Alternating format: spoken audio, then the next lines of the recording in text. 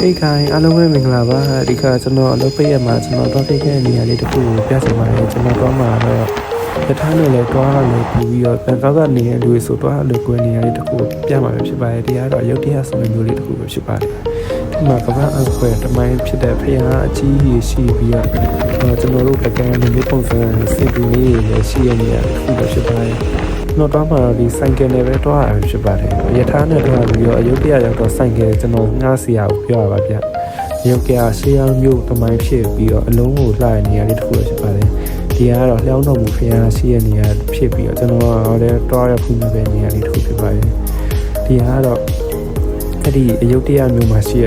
ဒီရှေးအောင်ရင်ချင်းမှုနဲ့ညီတဲ့တမိုင်းအကြောင်းလေးတစ်ခုဖြစ်ပါတယ်ဒီကတော့ကျွန်တော်ရောက်ခဲ့တဲ့နေရာတစ်ခုဖြစ်တဲ့အဲ့ဒီအမြင့်ဆုံးတရားရဲ့ဖျားပဲဖြစ်ပါတယ်ကမ္ဘောဒီးယားနဲ့ရောနည်းနည်းဆင်တူတယ်ဒါပေမဲ့နည်းနည်းတော့ပွဲပြရဗျ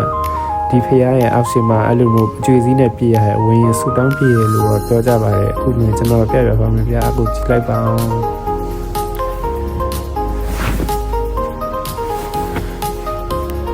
ဒီကတော့ဆူတောင်းပြည့်ရဆိုတဲ့အစားလေးပဲဖြစ်ပါတယ်ကျွန်တော်လည်းပြစ်ခဲ့ပါတယ်ဒါပေမဲ့အကျွေးစည်းကဝင်းတော့ဝင်လာရဆူတောင်းကပြည့်လာမပြည့်တော့ကျွန်တော်လည်းတိတ်မတည်ဘူးဗျဟုတ်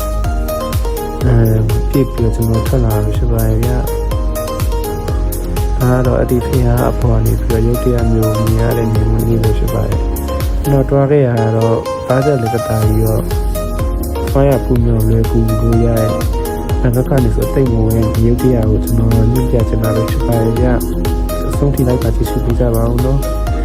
လည်းတိတ်ပြီးတော့မပြောတတ်တော့အဆုံးထိလိုက်ကြည့်ရှုပေးပါဦးဒီကတော့ကျွန်တော်ဖူးနေတဲ့ဖျားအကြီးကြီးပဲဖြစ်ပါရဲ့သူကဖျားရတဲ့တော့ဖျားရဲ့ကိုယ်တော့အရင်ကြီးရတက်ပဲကြီးလူတက်ပဲလို့ကောင်းတဲ့နေရာလေးတစ်ခုဖြစ်ပါတယ်ရုပ်တရားရမှာရှုမနေရတော့ဒီစင်လဲစီးလို့ရပါတယ်ဒီစင်ကတော့ရုပ်တရားယဉ်ကျေးမှုနေရာမျိုးကိုသူကလိုက်ပုံပေးတယ်လို့ပြောပါတယ်ကျွန်တော်တွားရစင်ကကျွန်တော်လည်းစင်တော့မစီးခဲ့ဘူးဗျဒီကတော့ကျွန်တော်ရိုက်ပြထားတာပဲဖြစ်ပါတယ်ဗျအားလုံးပြီးပြီဆိုတော့ကျွန်တော်လည်းနေ့လည်စာစားမှာမယ်နေ့လည်စာစားမယ်ဆိုတော့ကျွန်တော်တော့စားခဲ့နေ့လည်စာစားမယ်ဆိုင်လေးကိုကျွန်တော်ပြချင်ပါတယ်ဒီကတော့ကျွန်တော်တော့စားခဲ့တဲ့နေ့လည်စာလေးပဲဖြစ်ပါရဲ့ဗျသူကဈေးလည်းအရင်မကြည့်ဘူးအကုန်လုံးစားမှာအနည်းဆုံးတစ်ထောင်ကျော်လောက်ပဲကြာရဗျ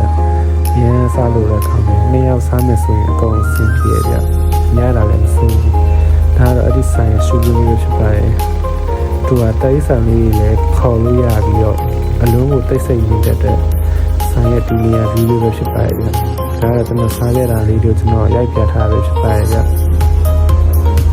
အဆုံးထိလိုက်ပါကြည့်ရှုပေးရတဲ့အားလုံးကျေးဇူးတင်ပါတယ်ဒီကတော့ဆိုင်ရဲ့ဒီနေရာလေးပဲဖြစ်ပါရဲ့ဗျဒီရကိုလာဆိုင်လေးပဲဖြစ်ပါတယ်ရုပ်ပြရဒီဆိုင်လေးမှာလည်းတွဲစားတုံးကြဖို့ကျွန်တော်ပြောချင်ပါတယ်ဗျအားလုံးကိုကျေးဇူးတင်ပါတယ်အဆုံးထိလိုက်ပါကြည့်ရှုပေးရတဲ့ကျွန်တော်လည်းတိတ်ပြီးတော့ခုမှဆက်လုပ်တာဆိုတော့ကျွန်တော်ဗီဒီယိုလေးအားပေးမယ်ဆို like and follow လုပ်ပေးချပါဦးဗျအားလုံးကျေးဇူးတင်ပါတယ် bye bye